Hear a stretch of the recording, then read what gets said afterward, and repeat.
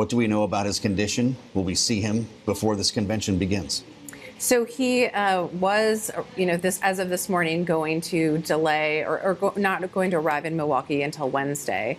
He is now arriving this afternoon. They have scrambled the plans. He spent the night at his golf club in Bedminster. He talked to a bunch of people this morning. He talked to some donors. He talked to Pastor Darrell Scott, who I spoke to after he talked to Trump. He said Trump is in high spirits. He said he wasn't in pain. I mean, who knows if that's really the case or not.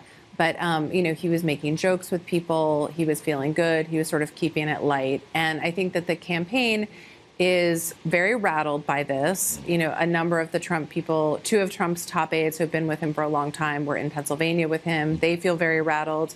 A huge bunch of people from the campaign were in Milwaukee. They feel rattled.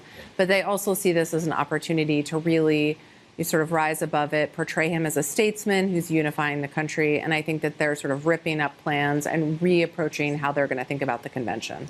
Well, that's exactly what I wanted to ask you, Nancy. The very nature of this week here in Milwaukee was supposed to be very different. It was supposed to be a rah-rah celebration of effectively the coronation of Donald Trump as the nominee. There was going to be excitement around his vice presidential pick, and instead it has become about a failed assassination attempt. How is that likely to change the character of the speakers of Trump's conduct itself this week? So I talked to a campaign official this morning, and they're not changing the lineup or like who actually speaks. I think that what is up for grabs right now is sort of the tone and the substance. I think that, there was going to be a lot of bashing of President Biden and talking about, Biden's record and inflation and the economy and immigration. And I think we'll still see some of that.